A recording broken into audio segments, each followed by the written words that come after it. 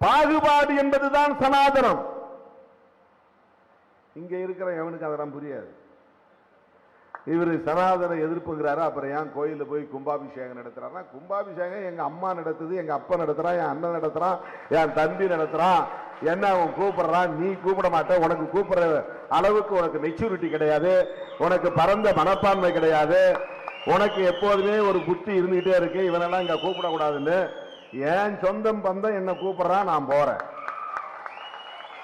உணர்வுகளை மதிக்கிறேன், உணர்வுகளை மதிக்கிறேன். நான் போய் அப்பா என்னை எப்படியாவது முதல் மந்திரி ஆக்கு நான் சாமி கும்பிடல, என்னை எப்படியாவது பிரதமர் மந்திரி ஆக்குது அப்படின்னு நான் சாமி கும்பிடல.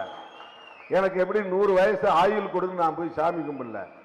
எங்க அக்கா தங்கச்சி அண்ணன் தம்பி மாமா மச்சான் என்னை கூப்பிடுறான். ஐயா எங்க ஊர்ல நான் கோயில் கட்டி இருக்கிறேன், எவனையோ கூப்பிடுறது பாரு, உன்னை கூப்பிடுறேன், நீ வா, நீ வா, நீ வந்து தண்ணியை ஊத்து அப்படின்னு அவன் கூப்பிடுறான், நான் போறேன். உடனே இவனுக்கு வந்து அவனுக்கு அவனால புரிஞ்சுக்க முடியாது. இந்த அரசியலெல்லாம் புரிஞ்சுக்கிற அளவுக்கு மூளை கிடையாது அவனுக்கு. இந்த அரசியலை புரிந்து கொள்ளக்கூடிய அளவுக்கு மூளை உள்ளவன் எவனும் இல்லை. அவனுங்க பார்த்து திருமாவளவன் தடுமாறுகிறாருங்கிறான், மாற்றி மாற்றி பேசுகிறாருங்கிறான். ஏன்னா இந்த லீடர்ஷிப்பை எப்படியாவது டேமேஜ் பண்ணணுங்கிறது அவன் நோக்கம். திருமாவளவன் என்கிற தலைமைத்துவத்தை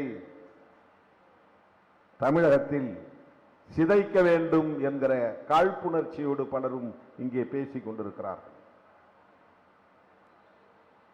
ஒன்னும் பண்ண முடியலையே இவன்ட்ட. என்ன ஆசை காட்டினாலும், என்ன வித்தை காட்டினாலும் எதுக்குமே ஏந்து போகாத, இணங்காத, இசைவு கொடுக்காத ஒரு ஆளா இருக்கிறானே, அசைந்து கொடுக்காத ஒரு ஆளாக இருக்கிறானே. இதுதான் பிரச்சனை,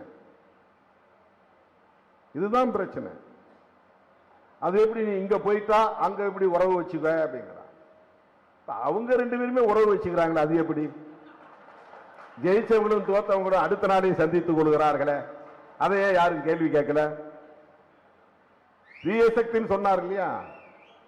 இப்ப தீய சக்தின்னு சொன்னவர் எப்படி அவரை போய் தீய சக்தியை பார்க்கலாம் அப்படின்னு யாராவது விவாதம் நடத்தினாங்களா?